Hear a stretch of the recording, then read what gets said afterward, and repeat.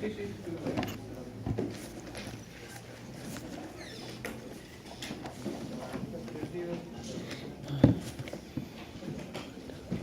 No, ahora sí. Jóvenes, buenos días. Vamos a empezar con la clase. Es la clase número 2, el desarrollo de esta clase versa sobre estos temas. Morfología interna, sistema límbico, formación reticular, neurotransmisores. En relación con el primer tema debemos de estudiar lo que es la sustancia blanca. En ellos hay tres tipos de fibras: fibras de asociación, fibras comisurales y fibras de proyección. Las fibras de asociación son aquellas que conectan regiones del mismo hemisferio. Las fibras comisurales son aquellas que cruzan la línea media y que van a comunicar regiones homólogas de ambos hemisferios. Y las fibras de proyección son aquellas que escapan de la corteza de los hemisferios en sí y se proyectan a regiones fuera del mismo, ya sea diencéfalo, tronco cerebral, médula espinal. ¿Okay?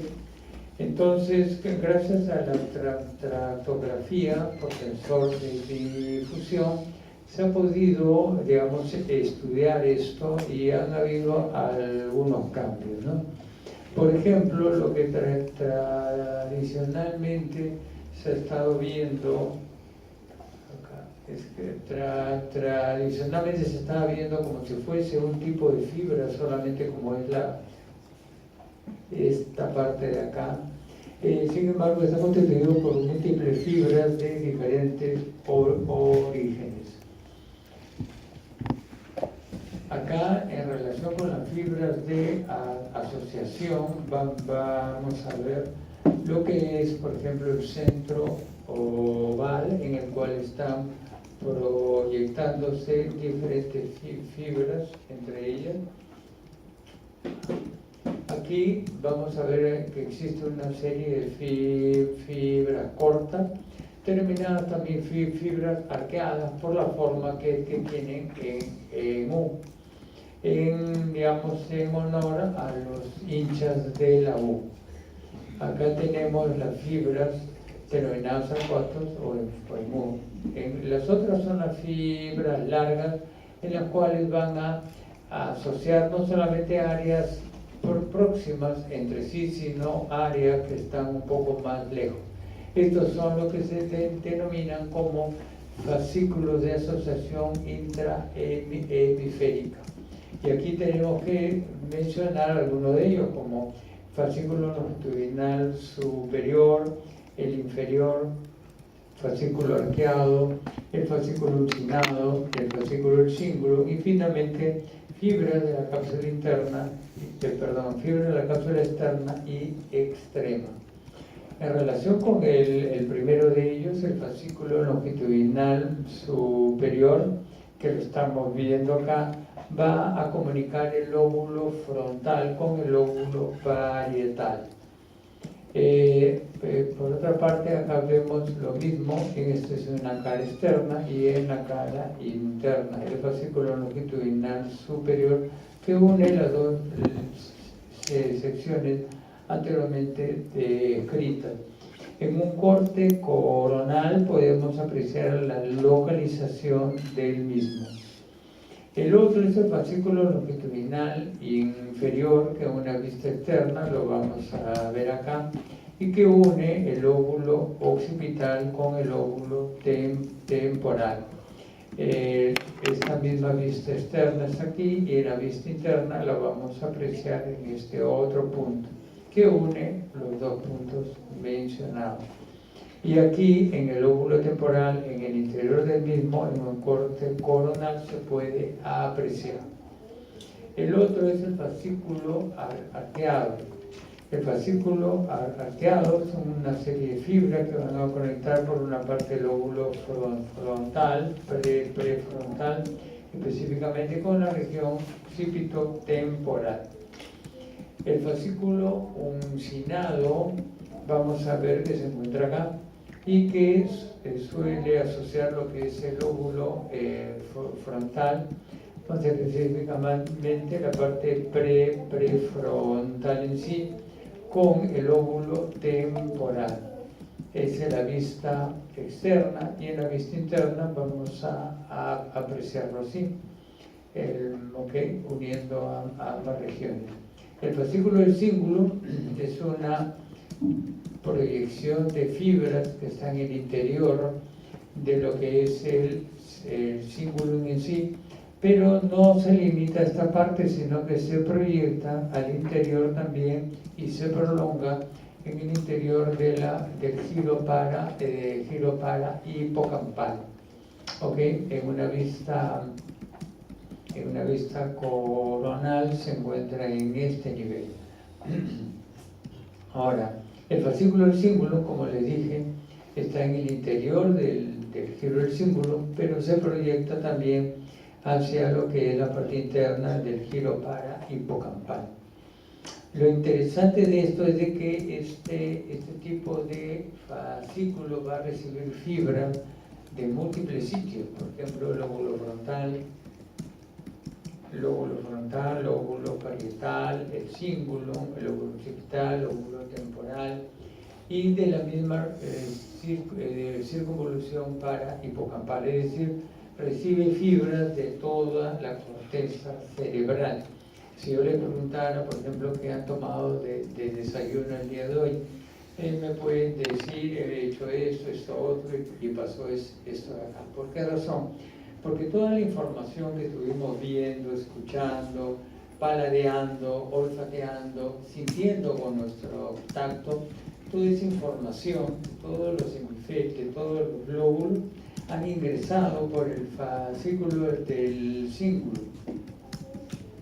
Han ingresado al fascículo del cíngulo y se proyecta a esta región, una región que se llama región entorrinal, y a través del mismo va a ingresar al hipocampo. Ingresa al hipocampo y se mantiene la memoria, el recuerdo de lo que han hecho el día de hoy. Si es una cuestión trascendente, durante el sueño REM y el sueño no REM se va a grabar, y se graba en las diferentes cortezas cerebrales. ¿Ok, jóvenes? Bien, acá estamos, lo que le estábamos diciendo, va a ingresar a través de la región entorrinal hacia el hipocampo.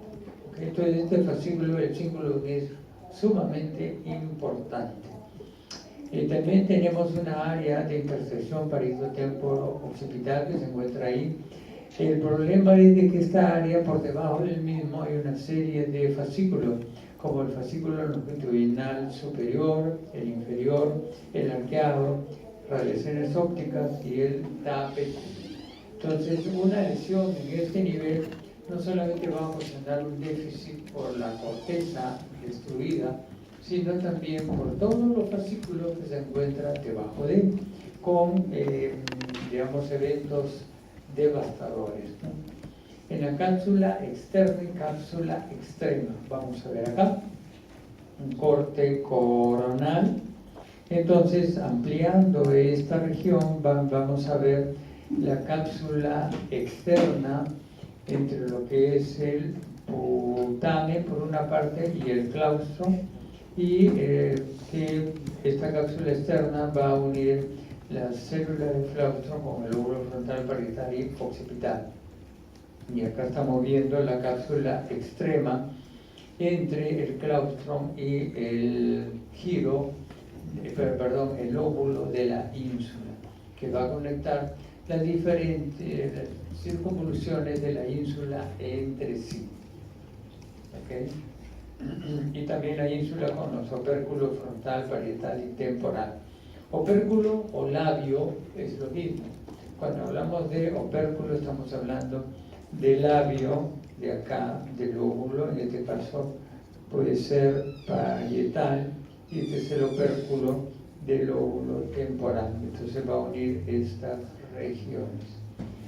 En cuanto a las fibras covisurales, vamos a ver acá ampliando esta zona, que van a haber dos tipos de origen, ya sea de origen telencefálico, acá vemos la comisura blanca anterior, el cuerpo calloso y finalmente el formis. Vamos a ir hablando de cada una de ellos.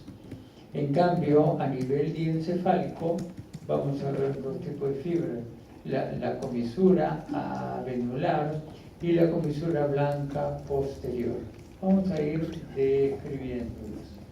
El cuerpo calloso es el conjunto de fibras más grueso, voluminoso que existe. Aproximadamente 300.000 fibras que conectan las regiones homólogas de ambos hemisferios. Es más voluminoso en los ambidiestros, en las damas y en los músicos, por ejemplo. En realidad, el cerebro del hombre y de la mujer es muy diferente. Eso yo lo enseño en otra universidad en el curso de neurociencia y dedico un capítulo completo para lo que es el dimorfismo sexual cerebral. Hombres y mujeres no tenemos el mismo cerebro y no pensamos igual. Y hacemos muy mal en obligar al hombre a que piense como una mujer, y hacemos muy mal los caballeros en obligar a la dama que piense como el hombre. No pensamos igual, pensamos diferente. Nadie es mejor que el otro, somos complementarios. Lo importante es eso. Pero aquí, por ejemplo, las damas nos aventajan. Su cuerpo calloso es mucho más voluminoso, conecta mejor las partes de los dos hemisferios. En cambio, el hombre tiene mayores conexiones fronto-occipitales, bueno, entre otras diferencias más, ¿no? En fin, acá vemos las conexiones en espejo, en general, es en espejo entre los dos hemisferios, a excepción del área somatosensorial primaria y el área visual primaria. Eso tiene algunas partes, por ejemplo, en este corte, en esta disección, vamos a ver que la parte central se le llama el tronco del cuerpo calloso. ¿Okay? Y hacia los lados se puede ver las radiaciones del cuerpo calloso. En una vista sagital vamos a ver de que existe varias partes. Un pico o rostro en este nivel, una rodillo genu, que une los lóbulos frontales, un cuerpo tronco que une los lóbulos parietales y temporales, y el rodete o esplenio que va a comunicar los lóbulos occipitales. ¿Okay? Aquí vamos a ver también en ese corte las radiaciones callosas. Como lo estamos viendo acá, el cuerpo calloso está acá, pero sus prolongaciones siguen. Las radiaciones que están a nivel de la rodilla geno se llaman forceps menor. Las radiaciones que están en el cuerpo tronco se llama tapetum. Y las radiaciones que están en el rodete o esplenio se llaman forceps mayor. ¿Ok, jóvenes? Bien, la comisura blanca anterior lo estamos viendo ahí, y en este corte coronal lo podemos ver claramente. Está en la parte ventral y va a comunicar, va a desprenderse en dos partes. ¿Okay? Hay unas fibras anteriores que van a comunicar los dos bulbos olfatorios. Como vamos a ver en la última clase, la vía olfatoria es ipsilateral. Lo que ingresa por la fosa nasal izquierda va al hemisferio cerebral izquierdo y se queda ahí. ¿Cómo participa el otro hemisferio? Simplemente gracias a las fibras anteriores que comunican los dos bulbos olfatorios.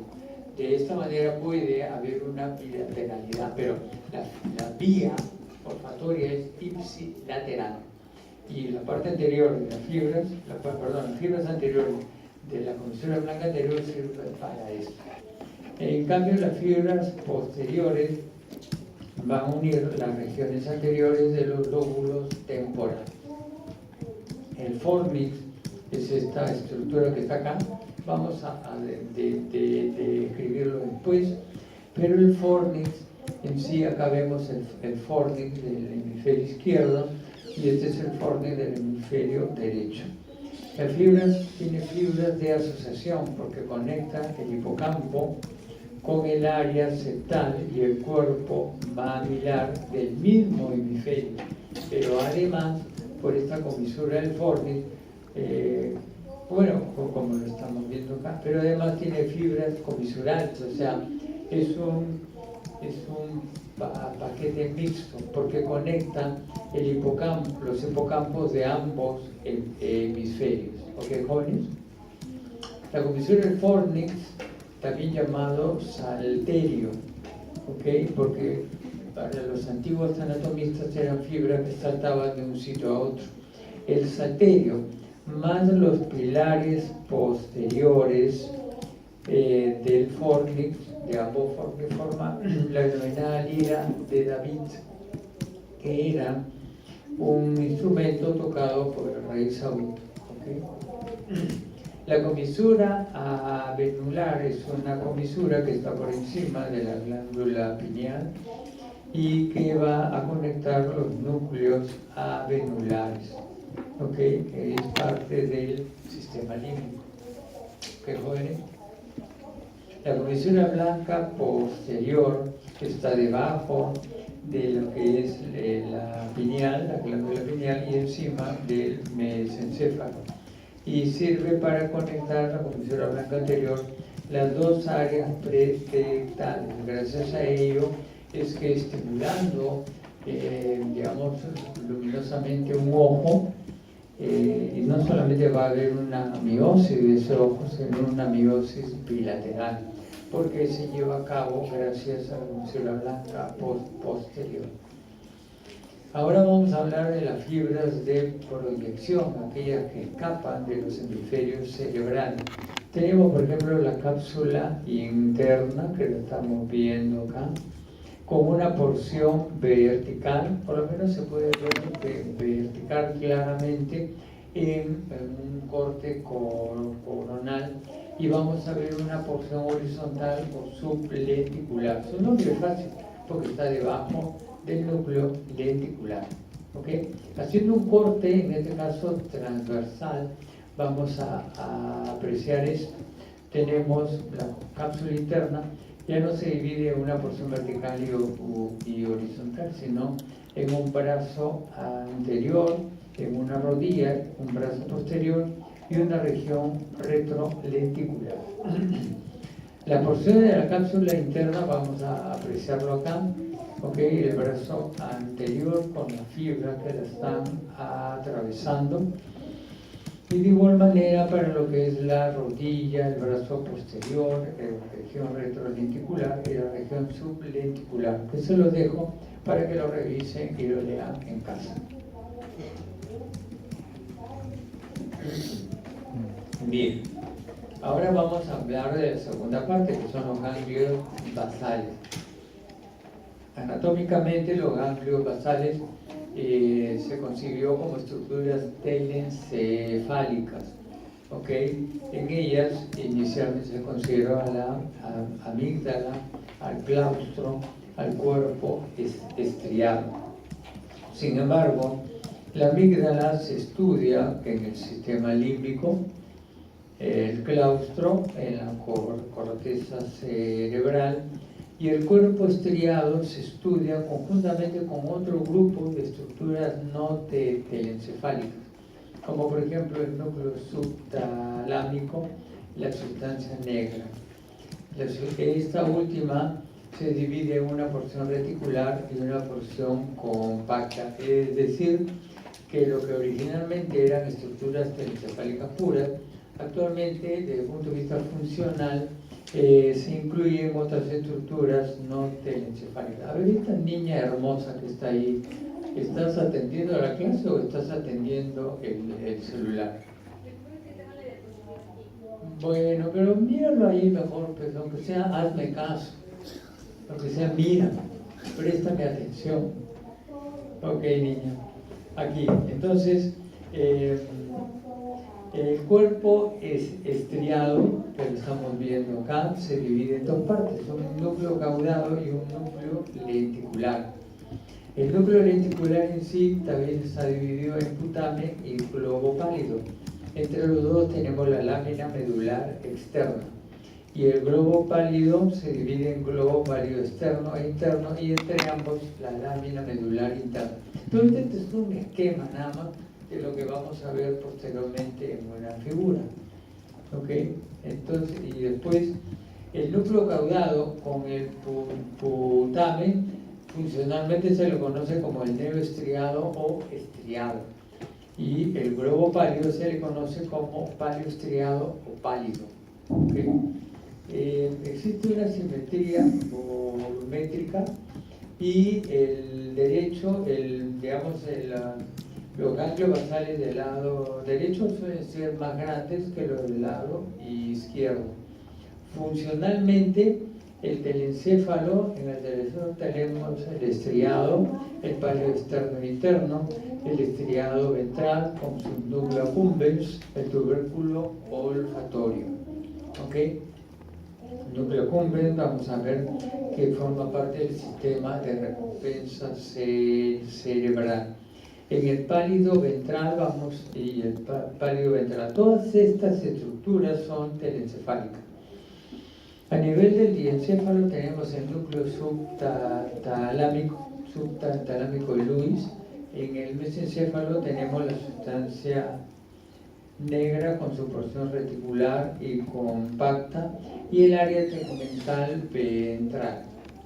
¿Okay? De tal manera que funcionalmente se incluyen todas ellas.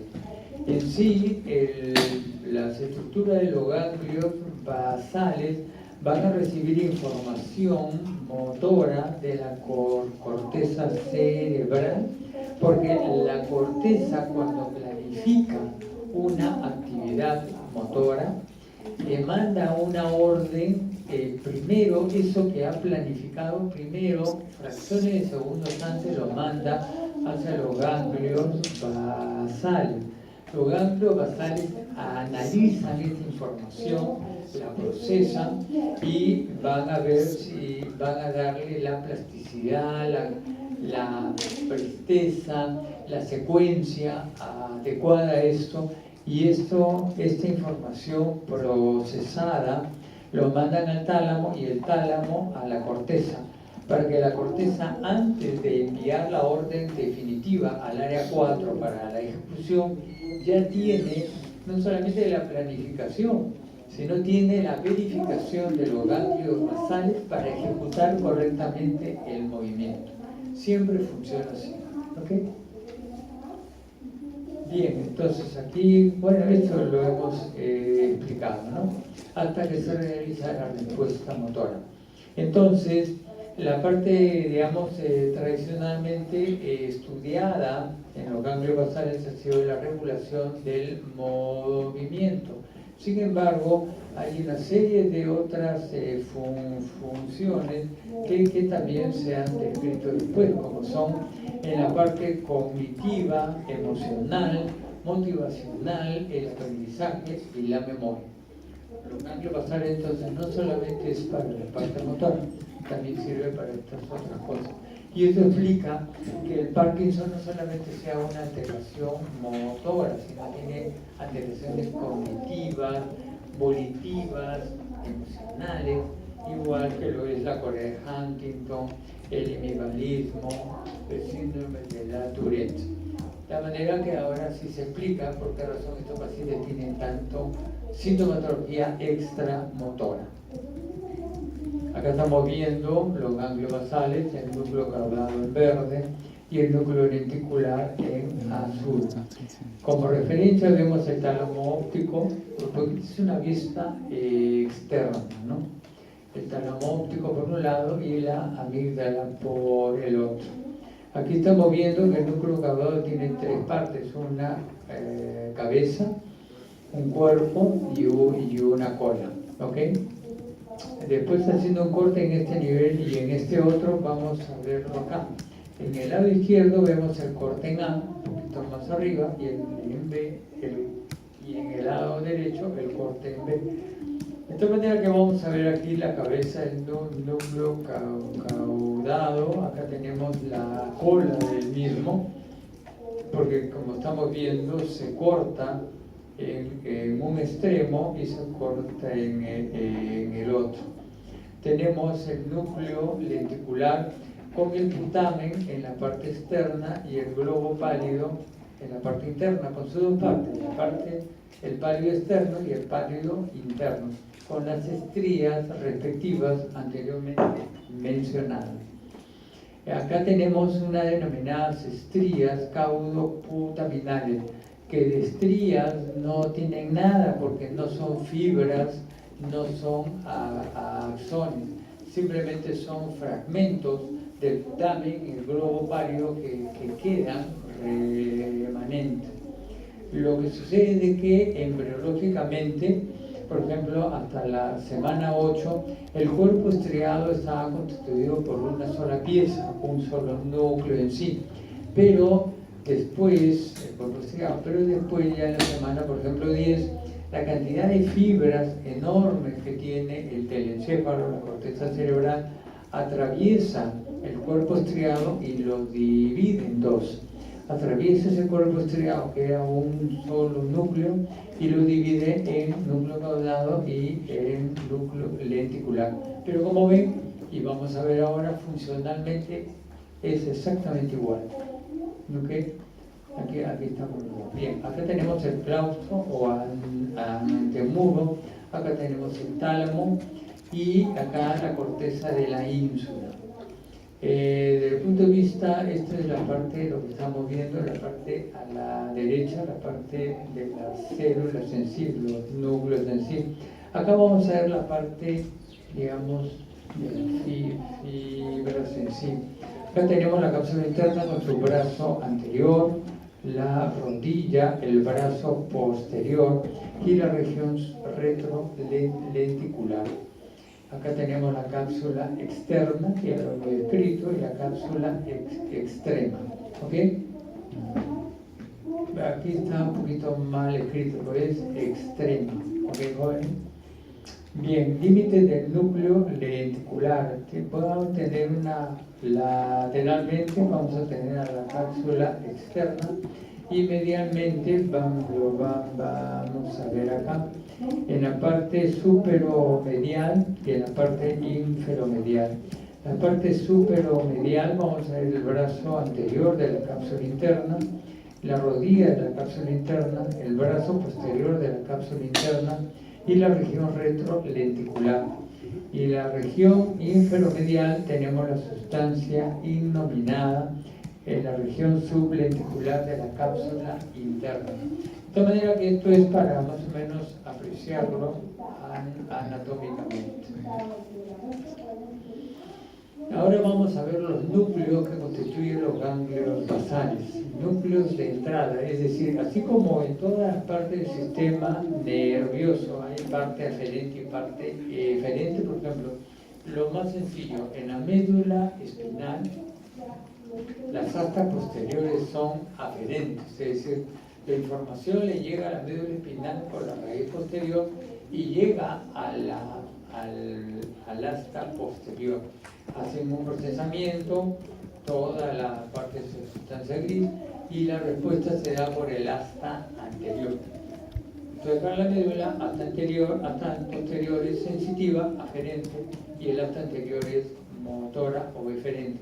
Acá funciona igual, la corteza cerebral funciona igual, etcétera, etcétera. Aquí, núcleo de entrada se refiere a los núcleos aferentes y los núcleos de salida a la parte eferente. ¿Okay? Y los núcleos intermedios que sirven para el procesamiento de la información. Acá tenemos en los núcleos de entrada el estriado, que está constituido por neuronas espinosas, en un 95%, y las interneuronas, que es el 5% restante. Acá estamos viendo una típica neurona espinosa con un árbol dendrítico bastante amplio, que van a recibir las aferencias desde la corteza cerebral. Acá tenemos las neuronas espinosas que son GABAérgicas, es decir, son inhibitorias. Y las interneuronas que estamos viendo acá. Entonces, esta neurona en sí va a tener receptores dopaminérgicos, ¿ok? De dos tipos, del grupo D1 y del grupo D2. El grupo D1 está constituido por los receptores D1 y D5, y el grupo D2 constituido por los receptores D2, D3 y D4, ¿ok? El primero de ellos responde al GABA, dinorfina, sustancia P, y el grupo 2 responde al GABA y a la encefalina. Acá estamos viendo esto mismo, por ejemplo, acá estamos viendo, por ejemplo, acá vamos a representar, bueno, el estriado ya sabemos que está representado por el putamen y el núcleo caudado. Los núcleos de salida lo vamos a ver, está por el globo pálido interno, en este caso, y por la parte reticular de la sustancia negra. Desde el punto de vista funcional, igual que el núcleo caudado y el núcleo lenticular, funcionalmente son iguales, tanto, digamos, en su composición. El complejo globo pálido interno y la región reticular del núcleo de la sustancia son exactamente iguales. Es decir, está de función similar, neuronas similares, y ambas también son GABAérgicas. Aparentemente, quizás embriológicamente hayan formado un solo núcleo que por alguna razón se separó. Y los núcleos intermedios tenemos el globo pálido externo, tenemos la parte compacta de la sustancia negra y el núcleo sublenticular, el núcleo subtalámico de Lewis, ¿ok? Acá lo estamos viendo. Ahora, las conexiones, las vías aferentes a los grupos tenemos desde la corteza cerebral, desde el tálamo, sustancia negra, la formación reticular. La primera de ellas forma lo que se denomina la vía córtico-estriada, y lo estamos viendo acá. De amplias zonas de la corteza cerebral van a ir a los núcleos núcleos aferentes, en este caso el estriado. Y estamos viendo que hay cierta preferencia acá, que las áreas motoras y áreas somatosensitivas primarias se van al núcleo putamen. En cambio, de las otras áreas de asociación fundamentalmente se van al núcleo caudado, a excepción del área occipital, del área visual primaria y el área auditiva primaria. Son las únicas áreas corticales que no dan aferencias a los ganglios basales. Y todas estas son fibras glutamatérgicas. ¿Okay? Ahora, la otra vía es la vía tálamo estriada, desde el grupo nuclear intralaminar. Y estas son también fibras glutamatérgicas. La otra es la fibra nigroestriada, desde la parte compacta, que son fibras dopaminérgicas. Y finalmente la retículo estriada, que vienen desde los núcleos del RAFE, y que van a formar fibras serotoninérgicas. Todas estas son las fibras aferentes a los ganglios basales.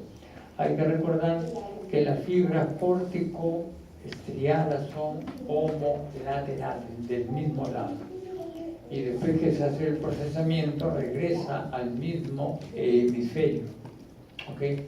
Pero sin embargo, como vamos a ver, los ganglios basales controlan los movimientos del cuerpo del otro hemisferio. ¿Cómo se hace esto?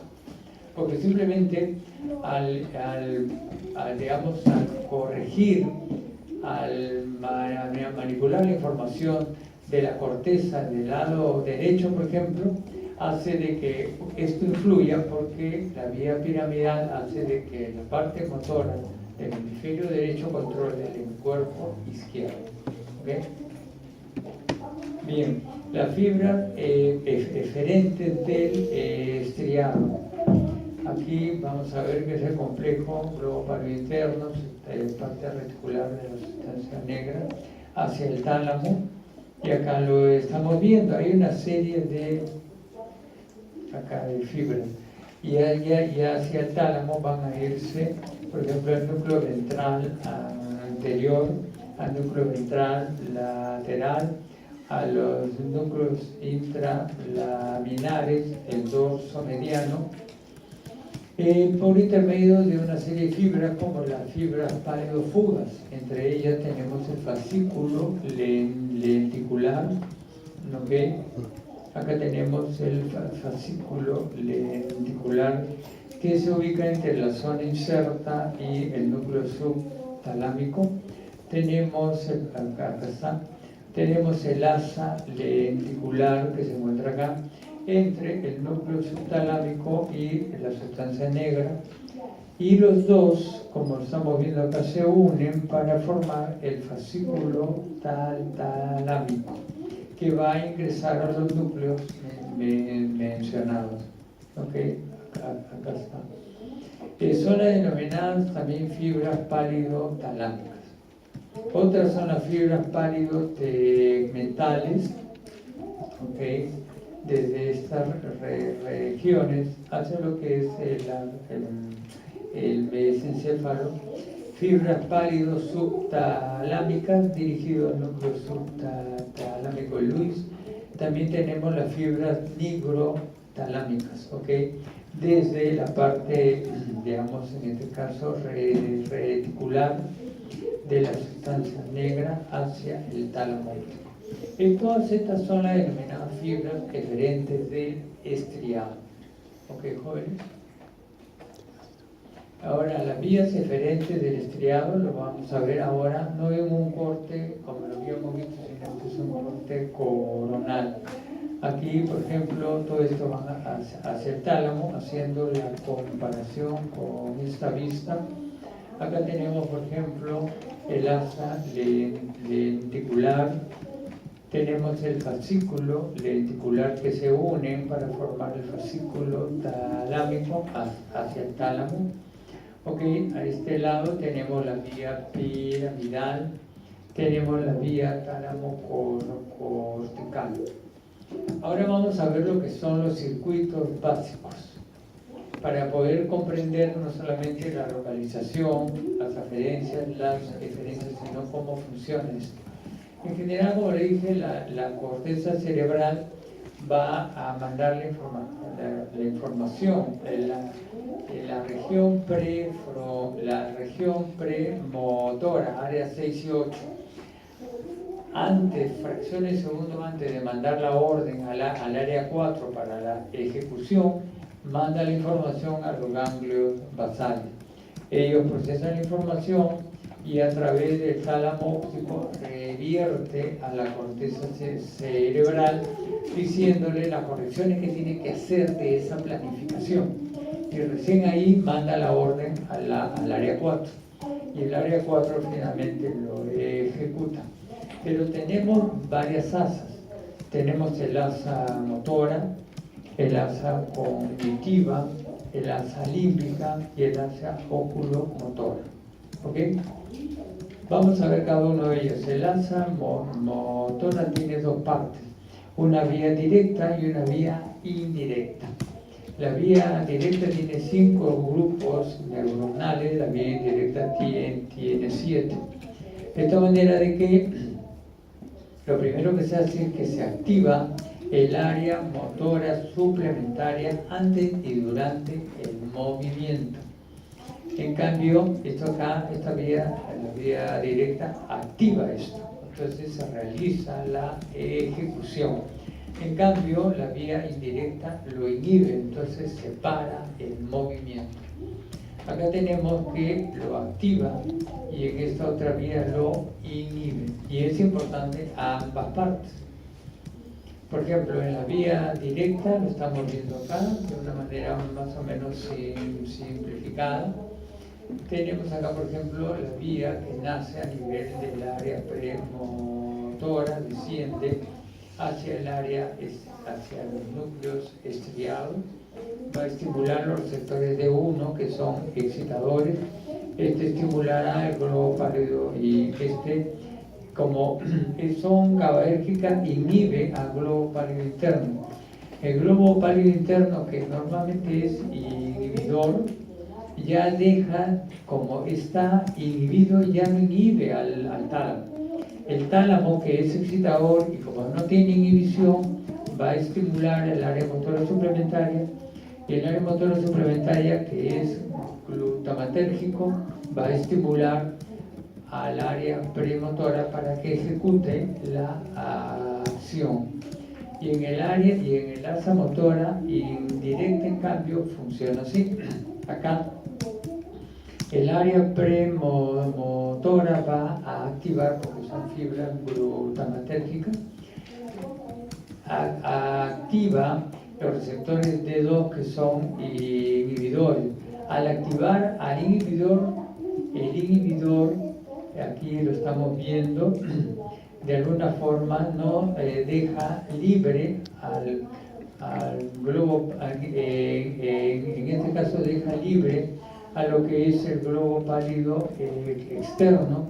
El globo pálido externo, que es inhibidor GABAérgico y está activo, inhibe al núcleo subtalámico de Lewis. El núcleo subtalámico de Lewis inhibido, y como es glutamatérgico, no actúa sobre el globo pálido interno. Como no actúa sobre el globo pálido interno lo deja libre. Y como él es también GABAérgico inhibidor, se desinhibe. Y el globo pálido interno activo va a causar inhibición del tálamo. El tálamo inhibido ya no va a poder estimular al área motora suplementaria. Y esta área motora suplementaria inhibida ya no va a poder estimular a la región premotora.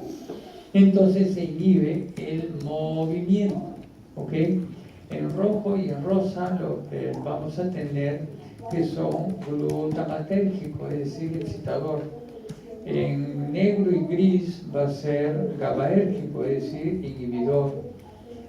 En marrón va a ser dopaminérgico, es decir, D1 excitadores y D2 inhibidores. ¿Ok, jóvenes? Entonces, mientras que la vía directa activa el movimiento, la vía indirecta lo inhibe. ¿Ok, jóvenes? Entonces, el ejemplo típico es esto. Pongamos el caso que sean ustedes, que son muy estudiosos. Encuentran cualquier sitio para que estudien. Entonces se van a un sitio, se sientan, y aquí, ¿cuál actúa? ¿Actúa la vía directa o indirecta? Aquí actúan ambas en simultáneo. Por ejemplo, acá la vía directa actúa para que el estudiante pueda hacer los apuntes. Está actuando. Sin embargo, la vía indirecta también actúa, pero actúa a nivel de las piernas, para que las piernas estén quietas. De tal manera que es normal que las dos vías se activen, dependiendo del área, de la región motora a la que se quiera activar o inhibir. ¿Ok, jóvenes? Los ganglios basales controlan los movimientos del cuerpo opuesto. Bien, entonces acá se los dejo. Lo mismo que les he explicado anteriormente se encuentra acá, exactamente igual. La vía directa para activar el movimiento y la vía indirecta para inhibir. ¿Ok, jóvenes? Bien, el ejemplo está ahí.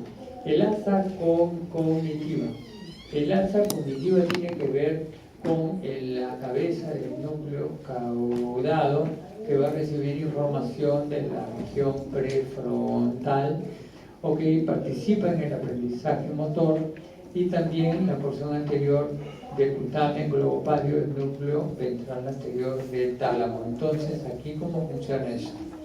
Aquí, ante una nueva tarea, por ejemplo, cuando hemos sido niños y aprendemos a manejar bicicleta, en ese momento el asa cognitiva funciona. Asa cognitiva funciona para aprender el movimiento. Y una vez que ya se aprendió completamente, ahí actúa el asa cognitivo, una vez que ya se aprendió, entonces funciona el asa motora. Y siempre es así.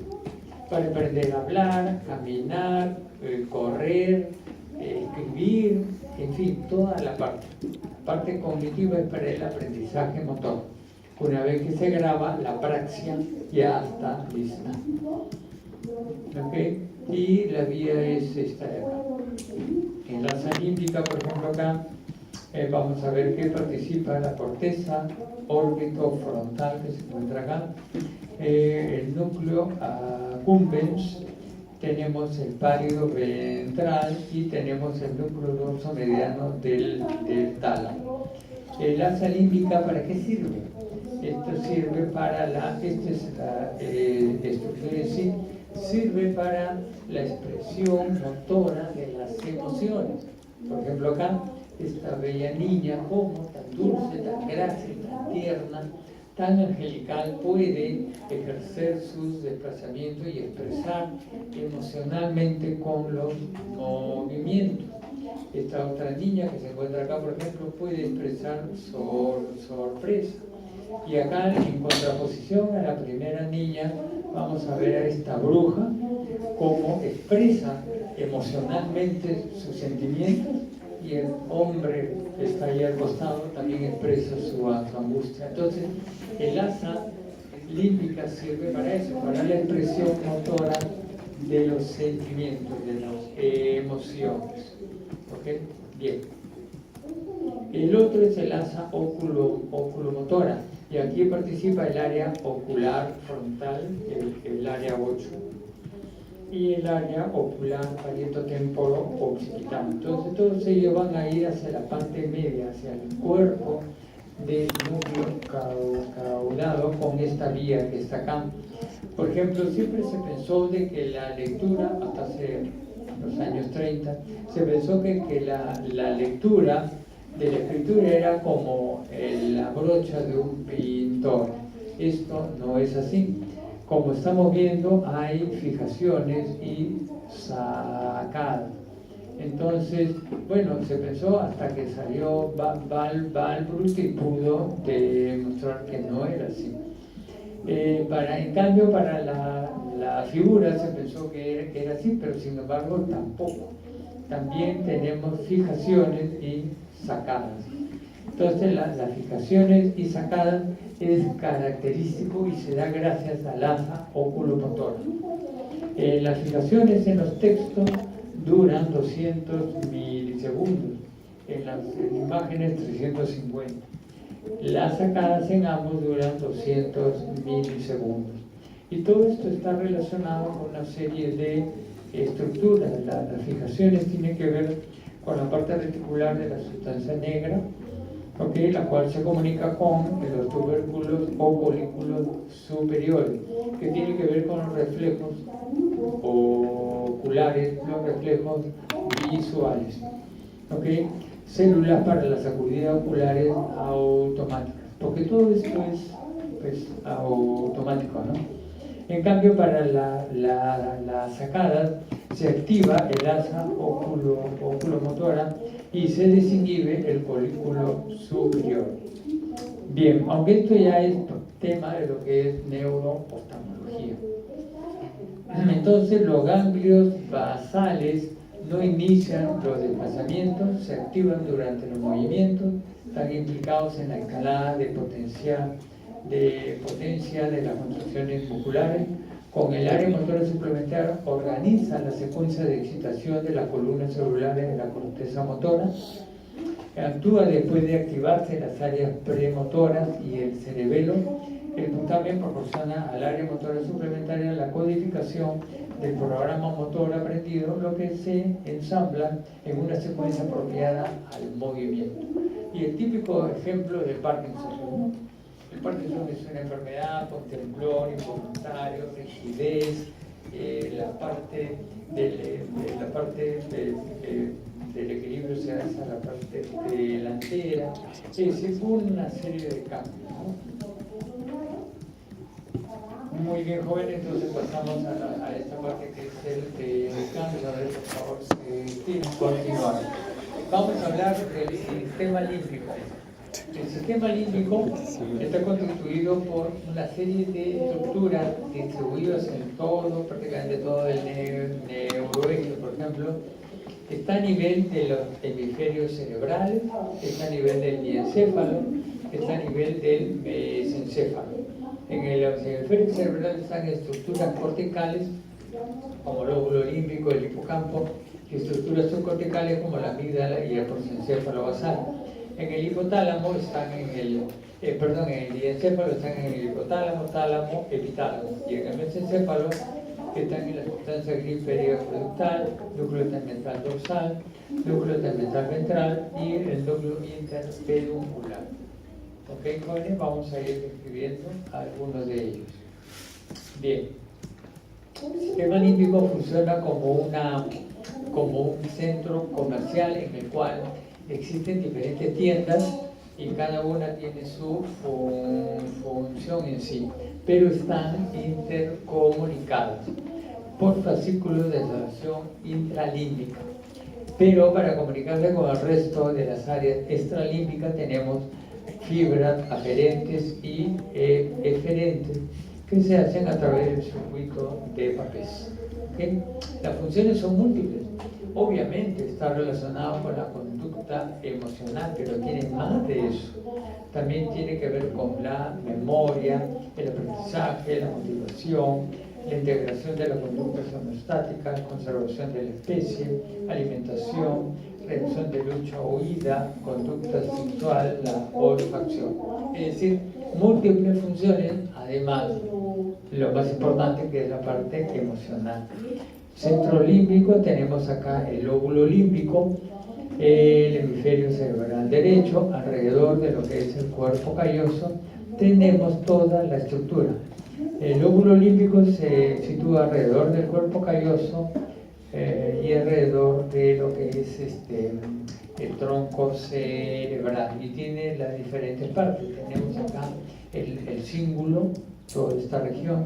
Tenemos aquí el giro parahipocampal, acá tenemos la región septal y aquí tenemos el hipo. Entonces, el lóbulo límbico se divide en 4 partes.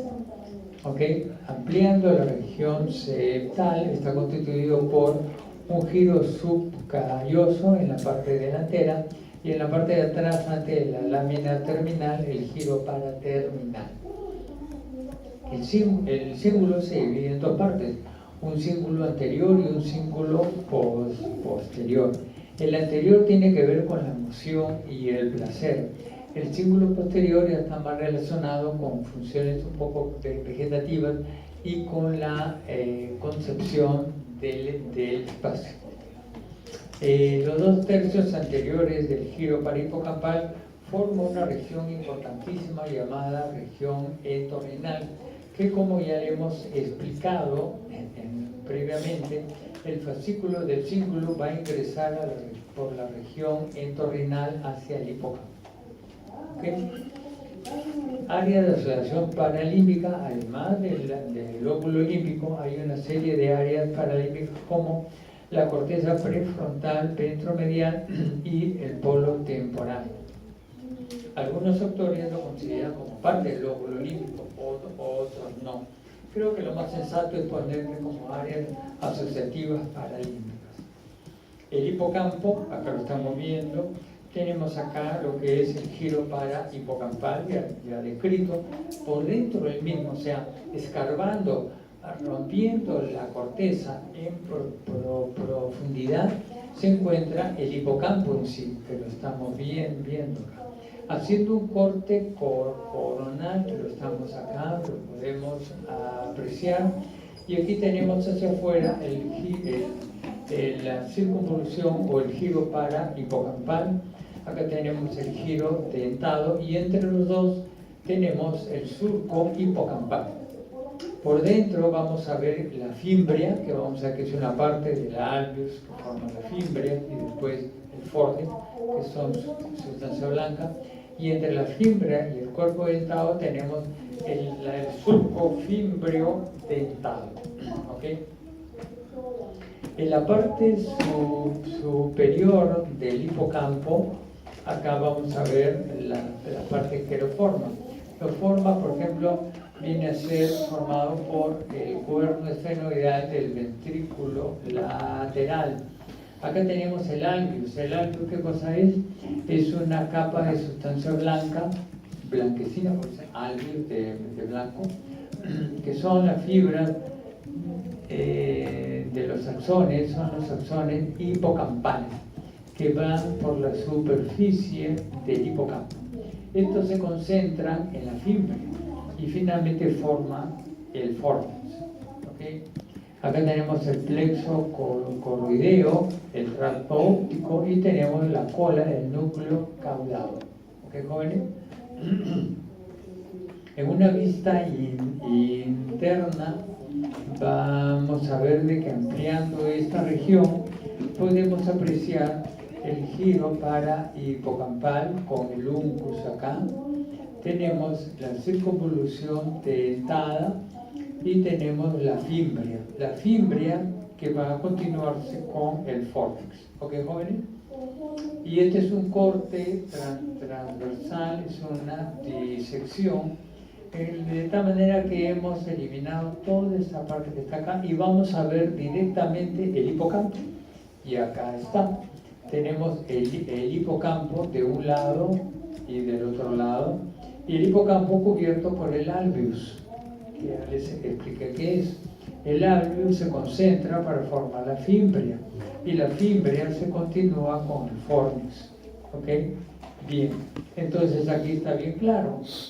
Alveus se concentra para formar la fimbria, y la fimbria se continúa con el fornix. Y acá tenemos el fornix. El fornix tiene, obviamente, empieza lo que es el hipocampo de un hemisferio izquierdo y el hipocampo del hemisferio derecho.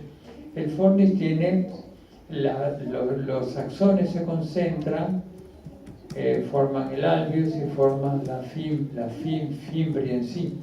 La fimbria se continúa con lo que es el fornix. Acá tenemos la crura o pilares posteriores del fornix. ¿Okay? Acá tenemos la comisura del fornix, también llamado salterio, que comunica un hipocampo con el otro. La unión de estos dos va a formar lo que antiguamente se llamaba como la lira de David. Y aquí tenemos el cuerpo del fornix y por delante tenemos las columnas o pilares anteriores del fornix. ¿Ok, jóvenes? Bien, entonces el hipocampo, como lo estamos viendo ahí, a diferencia de la neocorteza, ojo, la neocorteza, que es la corteza cerebral, es 90%, la mayor parte del córtex es neocorteza. Sin embargo, el 10% es arquicorte, que está formado por 3 capas. Y acá lo estamos viendo, acá tenemos por ejemplo el giro para hipocampal y todo el resto es el hipocampo. Pero el hipocampo está constituido por 3 partes. El subículo, el hipocampo propiamente dicho y el giro dentado. El hipocampo se divide en 3 partes, CA1, CA2 y CA3. El CA viene de cuerno de Amón, porque era una deidad egipcia con cabeza de carnero, y el cuerno era en esta forma, como lo es el hipocampo. Acá estamos viendo, por ejemplo, algunos circuitos dentro. Esta es la región en Torrenal, donde llega toda la información del cíngulo, del fascículo del cíngulo, ¿ok? Y a través de las neuronas de la región entorrinal van a penetrar la información por las fibras perforantes hacia el hipocampo, ¿ok? Después de hacerse toda digamos, el procesamiento de la información, la respuesta va a dar dada por el córtex. ¿Ok, jóvenes? Aquí vamos a ver los circuitos. El fascículo del cíngulo llega a la región entorrinal. De la región entorrinal, por las fibras perforantes, ingresa hacia el giro dentado. Acá estamos viendo, ingresa hacia lo que es el giro dentado. Desde aquí puede ir la información hacia CA3, ¿ok? Y desde aquí simplemente se procesa la información muy simplemente y simplemente sale a través del fórmix. Esto puede ser la información puede que se requiere por poco tiempo, no se requiere grabar la información. Tomaron desayuno de la mañana, se acuerdan lo que tomaron, pero si les pregunto el día 18 de marzo del 2020, ¿qué tomaron de desayuno? No se acuerdan exactamente. Calcularán que habrá sido así, pero no se acuerdan. Entonces, la otra forma podría ser el giro dentado, ¿ok? Que está acá, se va hacia CA3 y de CA3 se va hacia CA1. CA3 se va hacia CA1 y de CA1 se procesa la información y simplemente sale.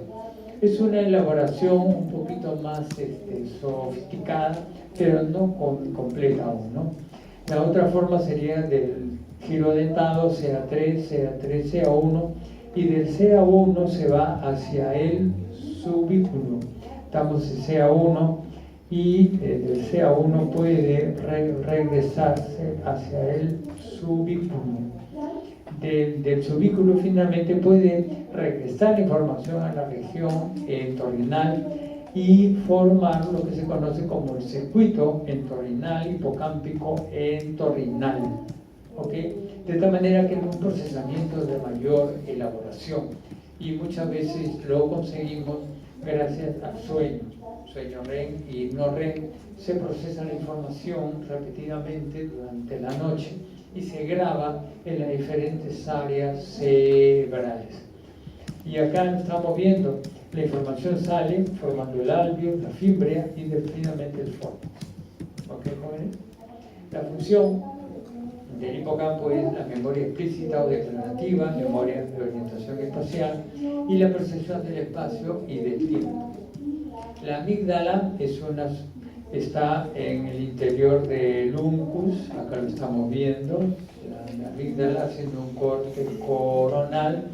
Vamos a ver de arriba hacia abajo el cuerpo carioso, la comisura blanca anterior, el querma óptico, la cabeza del núcleo graduado, el putamen, el huevo pálido, el claustro, el pálido ventral, el núcleo basal de Meiner, la estrella olfatoria lateral, la estrella olfatoria medial. Y por fin llegamos a la amígdala, que tiene más de 40 núcleos diferentes, pero por suerte se agrupa en 3. El grupo nuclear medial o córtico medial, que sirve para la olfacción, el grupo central, lateral o vasolateral, que es el más grande y sirve para las emociones, y el grupo nuclear central, que tiene que ver con la parte autonómica. Para recordar las funciones podemos hablar de moleca. M de medial, olfacción, lateral, emociones, y central y autonómico. Bien, aquí vamos a ver las conexiones. Por ejemplo, el grupo medial tiene que ver con el bulbo olfatorio de ida y vuelta, el central con el tronco cerebral, el lateral con el tálamo sensorial del córtex, en fin. Todas estas conexiones que estamos viendo acá explican las diferentes funciones del mismo. Las vías de la amígdala, en parte lo vamos a ver acá, Este es un esquema en Nauta que ya tiene más de 100 años, sin embargo, tiene vigencia plena. Tenemos acá el cíngulo, el cuerpo calloso, el bulbo olfatorio, la amígdala, el hipocampo, ¿ok? Y aquí está el fórnix. Entonces, tenemos la estría terminal, que es esta fibra que está acá, que conecta el hipotálamo lateral y los núcleos del lecho de la estría terminal, el accumbens y el núcleo septal. Tenemos la amígdala, las fibras amígdalo-fuga ventral, que se encuentra acá, ¿ok? Y este conecta los núcleos del tronco cerebral, etcétera, etcétera, que estamos viendo. ¿Ok? De ida y de vuelta. Y tenemos la estría olfatoria lateral, que la estamos viendo aquí, que está relacionado con aferencias desde el bulbo, corteza olfatoria, y otras vías como hacia el lóbulo límbico, áreas corticales sensoriales. Es decir, la amígdala nos alerta del peligro, de tal manera que se va a activar y tiene conexiones muy importantes para este fin, para podernos mantener en guardia hacia una amenaza. Entonces acá tenemos la amígdala, el ascenso percepción, en general llega hacia el tálamo, del tálamo a la corteza motora primaria, secundaria.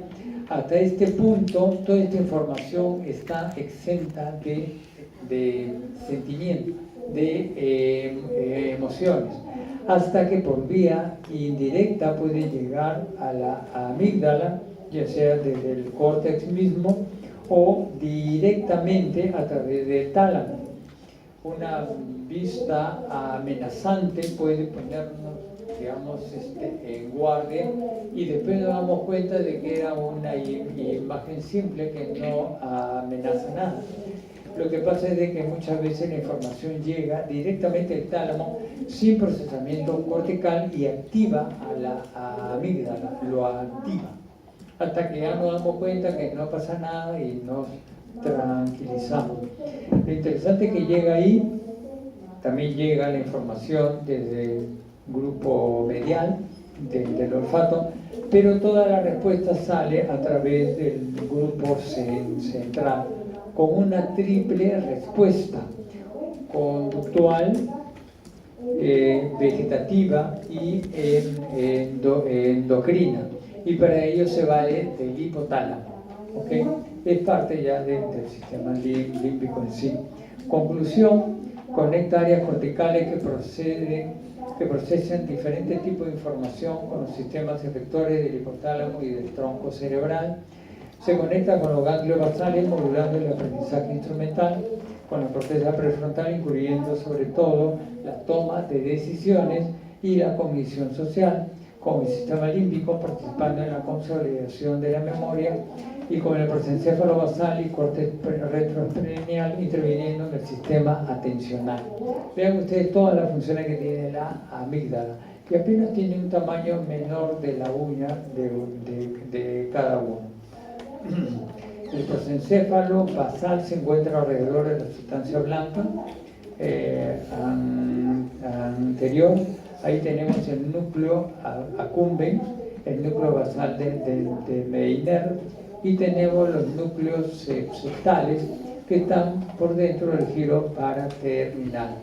La función de ellos es núcleo accumbens, sistema de recompensa. Es importante porque gracias a ello, cuando tenemos hambre y comemos, sentimos sentimos placer, un gusto. Comer es rico, sobre todo cuando hay hambre. Tenemos sexo, es una cuestión placentera, plenamente, nos llena todo el alma. Cuando terminan el curso de neuroanatomía y se sacan 20, sienten una sensación de bienestar, porque el sistema de recompensa se activa. Hay un chorrito de dopamina que invade. Cuando terminamos un trabajo bien hecho, cansado pero bien hecho, sentimos satisfacción. El sistema de recompensa se activa. Para todas esas cosas buenas se activa. Lamentablemente también se activa para las drogas, para el deporte de riesgo y para todos los vicios, como es la ludopatía, etcétera, etcétera, etcétera. El núcleo basal de Meynert con el sistema colinérgico y los núcleos septales con el sistema del placer incisivo.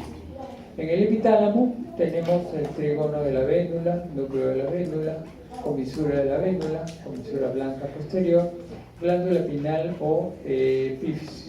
Y aquí les dejo algunas conexiones que les gusta tanto. El epitálamo, en él se encuentra pues lo que es la glándula pineal o epífisis, que secreta la melatonina, que induce el sueño. Pero no solamente hace eso, la glándula pineal, la melatonina sirve para poner en orden y en regla los relojes biológicos de todos nuestros órganos y todas las células de nuestro cuerpo. Bien. Área del sistema límbica mesencefálica son 4. Sustancia gris periacueductal, núcleo tegmental dorsal, núcleo tegmental ventral y el núcleo interpeduncular. Las funciones, acá tenemos, están relacionadas anatómica y funcionalmente con el sistema límbico, especialmente con el hipotálamo. Estos núcleos dan deferencia para desencadenamiento de emociones y se conecta con la formación reticular y el centro vegetativo del tronco cerebral y la médula espinal. Son importantes porque son desencadenadores de emociones. Han hecho cirugías cerebrales en las cuales han tenido que mantener despierto al caso clínico. El doctor Antonio Damasio explica, por ejemplo, que tenían que estimular determinadas áreas del mesencéfalo porque querían llegar a la sustancia negra en sí. Entonces tocaron un punto que estaba por fuera del mismo y la paciente que estaba despierta y siempre ha sido optimista, digamos, muy positiva y todo, en ese momento bajó la cabeza, empezó a llorar amargamente y empezó a decirle que le quiten todo porque su vida no tenía ningún sentido, ninguna razón de ser. Dejaron de estimular ese punto y a los pocos minutos se fue recuperando, se sacó las lágrimas y dijo: no sé por qué actúe así, nunca me había pasado esto. Volvieron a estimular el mismo punto y otra vez la misma sensación de pesadumbre total. Quería agarrar una pistola y meterse un tiro en plena sien. Es decir, son puntos que desencadenan las emociones y obviamente es parte del sistema límbico.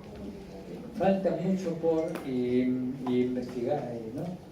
El circuito de Papez fue descubierto por Jean Papez en 1937.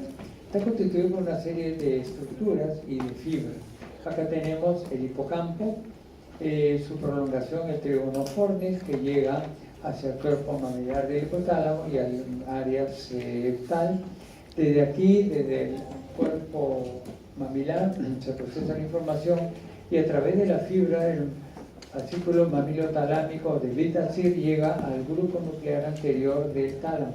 Desde aquí, gracias a las fibras, radiaciones tálamo-corticales llegan hacia la circunvalación del cíngulo.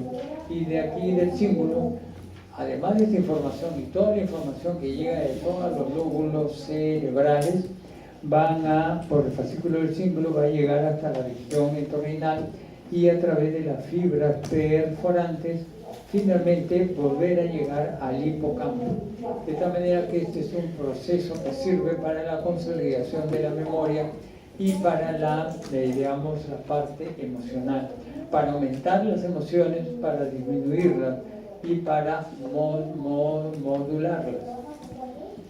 En relación con la formación reticular, es una red polisináptica de neuronas y fibras que se extiende desde la médula hasta el diencéfalo, atravesando el tronco cerebral. Esta es la distribución y se organiza de la siguiente manera. Tenemos una columna media, que son los núcleos RAFE, que son serotoninérgicos. Tenemos una columna paramediana, neuronas magnocelulares, que tiene la función eferente. Como los axones son largos, el cuerpo celular tiene que ser más grande. Tenemos la columna lateral, que son neuronas parvocelulares. Parvocelulares significa chiquitas, con función aferente. Como sus acciones son cortos, las neuronas son más pequeñas. Igual que la médula espinal y los ganglios basales tienen una parte aferente y una parte eferente. Pero el procesamiento se lleva a cabo en todo, ¿no? Histológicamente no hay mucha diferencia entre uno y otro, pero neuroquímicamente sí.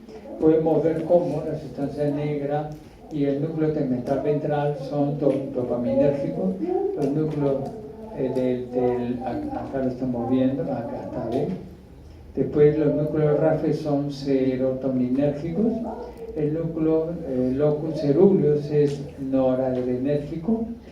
Y igual que esto. Ok, jóvenes. Las funciones son lo que están acá, se lo dejo para que lo lean. Y vamos a terminar con los sistemas moduladores difusos y los neurotransmisores. Tenemos el sistema colinérgico dado por la acetilcolina. El sistema nervioso central forma hasta 8 grupos colinérgicos, desde colinérgico 1 hasta el 8. ¿Okay? Tenemos algunas vías. La vía cortical, que parte desde el núcleo basal de Meiner y se conecta con la corteza cerebral y con la amígdala. La vía del SARA, o sistema reticular ascendente, que parte del núcleo pedúnculo pontino hacia todo el encéfalo. Nos mantiene la alerta y el despertar. Lo que se tiene acá también es el sistema septo y hipocampal, que parte desde lo que es el núcleo septal medial, banda diagonal de Broca, palio ventral, núcleo accumbens, hacia lo que es el núcleo del hipocampo, el hipocampo en sí, la vénula, núcleo interpeduncular. La vía olfatoria, el núcleo de la banda diagonal de Broca, palio ventral y núcleo accumbens, hacia el bulbo olfatorio. De esta manera que tiene funciones muy destacadas. El sistema nervioso periférico está constituyéndose las neuronas preganglionares, tanto del sistema simpático como el sistema parasimpático como el sistema simpático, y las neuronas postganglionares del sistema parasimpático. También en la unión neuromuscular.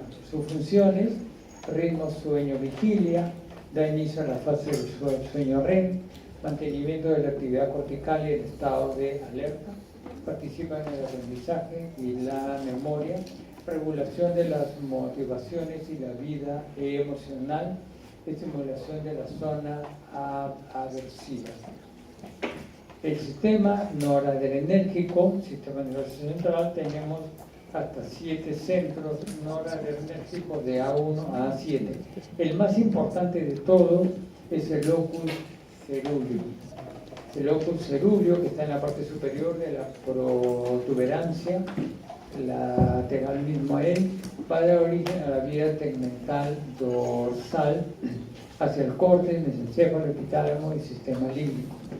Tenemos la vía ceruleo-cerebelosa hacia los núcleos de la corteza cerebelosa, la vía ceruleo-espinal hacia el núcleo olivar inferior, núcleo dorsal del vago, médula espinal.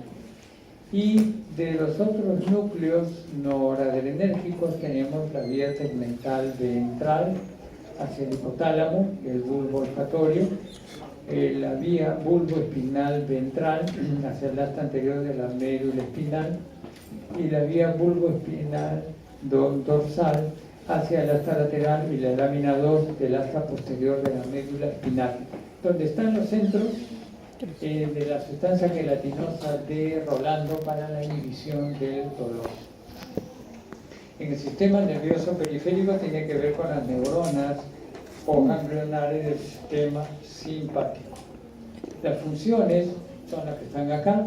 Una de ellas es disminuir el umbral del dolor y activar la actividad motora y vegetativa de la médula espinal. Pero se lo dejo para que lo puedan revisar.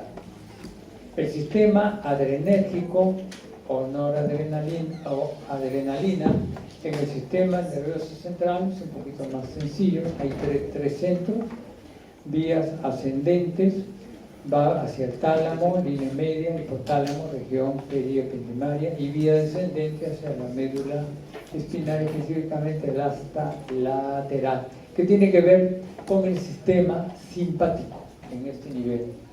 Y en el sistema nervioso periférico, así como existen neuronas ganglionares noradrenérgicas, sistema simpático, aquí la médula de la glándula suprarrenal va a recibir aferencias de lo que es el simpático y va a secretar adrenalina hacia el torrente circulatorio.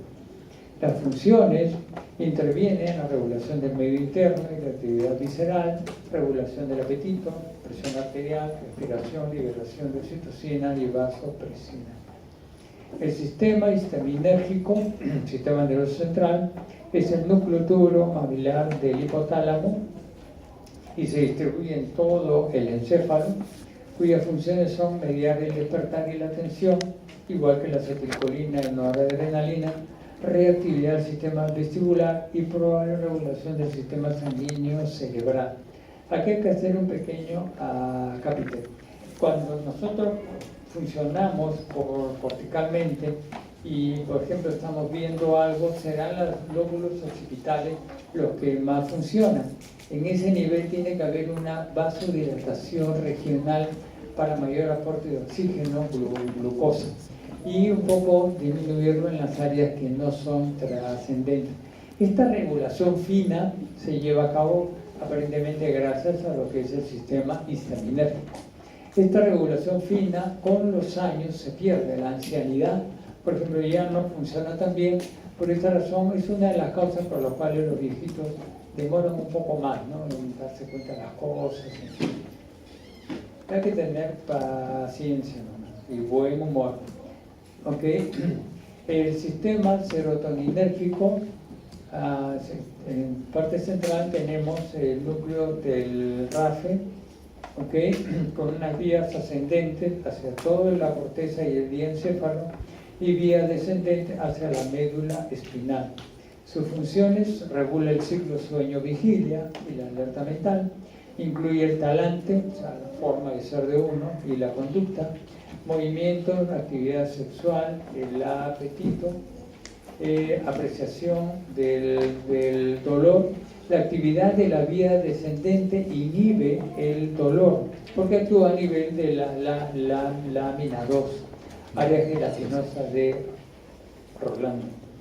Secreciones endocrinas, funciones cardíacas. De acuerdo a Redolar, el cerebro emocional, cuando disminuye la serotonina, aumenta el interés personal y disminuye el interés del grupo, es decir, nos volvemos egoístas. Y hay mayor agresividad, conducta antisocial y conducta de riesgo. Cuando disminuye puede causar la depresión. ¿Ok? Bien. El sistema dopaminérgico, importante, hay 8 centros, vía dopaminérgica negro, estriada en negro, que tiene que ver con la sustancia negra, la parte compacta, y se dirige, como lo hemos estudiado, el núcleo caudado y el putamen. Modula los circuitos que regulan los movimientos, contribuye a su armonía y precisión. Su alteración puede provocar la enfermedad de Parkinson. La vía dopaminérgico mesocortical, área tegmental ventral, hacia las áreas de la corteza prefrontal fundamentalmente. La vía dopaminérgico mesolímbica, que va del área tegmental ventral igual hacia el núcleo accumbens y la amígdala. Ambas funcionan para la conducta motivacional, atención, cognición, pensamiento ideatorio, valoración de la adecuación social de la conducta, toma de decisiones, placer o desagrado. Su alteración puede dar esquizofrenia, drogadicción, ludopatía. Acá tenemos la vía dopaminérgica túbero-infundibular, túbero-hipofisaria, con el núcleo actuado en el hipotálamo hacia la región infundibular de la hipófisis. Regula la secreción de prolactina por la hipófisis. Su alteración puede dar hiperprolactinoma. La vía dopaminérgica inserto hipotalámica, hay que ampliar un poco esto. ¿Ok? Entonces aquí vamos a ver que existe, bueno, la parte del núcleo caudal, lenticular, etcétera, etcétera. Pero acá hay una serie de centros hipotalámicos en el hipotálamo anterior, medio y posterior, y son insertas, y que tienen que ver con funciones, con diferentes regiones hipotalámicas, con estos núcleos que están acá, para funciones emocionales. ¿Ok? Otras vías dopaminérgicas son las que están acá. El sistema glutamatérgico es el principal neurotransmisor excitador. 2/3 de las neuronas corticales y 50% de las encefálicas son glutamatérgicas.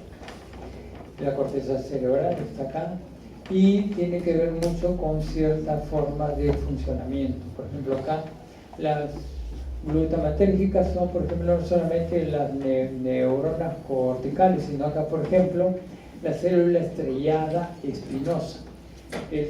La corteza cerebral funciona columnarmente, de esta manera que si, por ejemplo, alguien empieza a hacer algo nuevo, pongamos en mi caso, me jubilo todo esto que iba a aprender piano, algo que quise siempre hacer cuando era niño.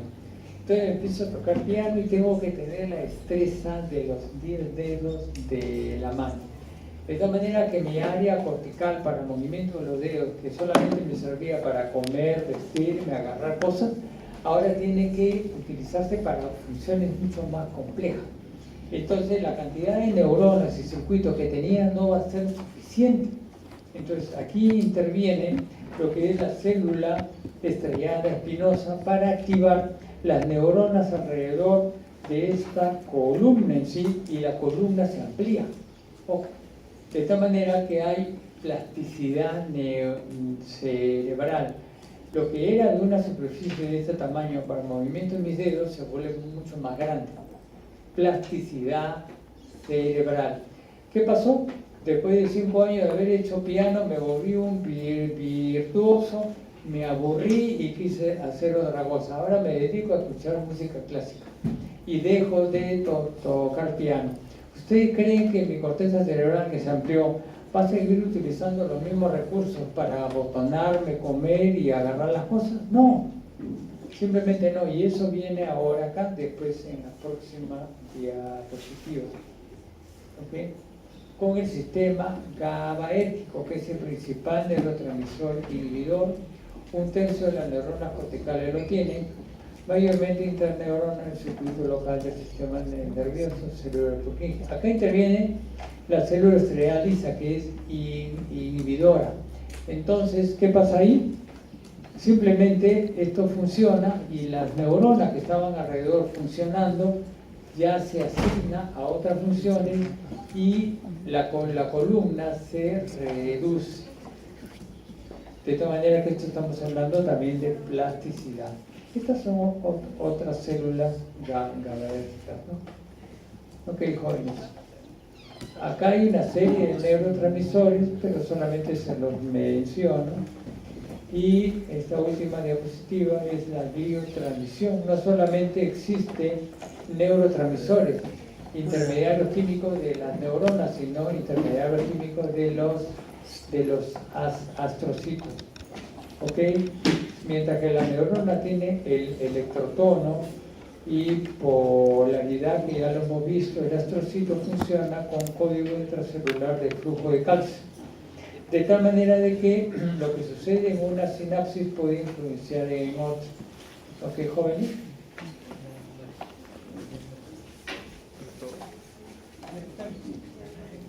Ok, entonces para finalizar tenemos una serie de gliotransmisores, de tal manera que la información, el procesamiento de la información no solamente se lleva a cabo por las neuronas, también se lleva a cabo por la glina.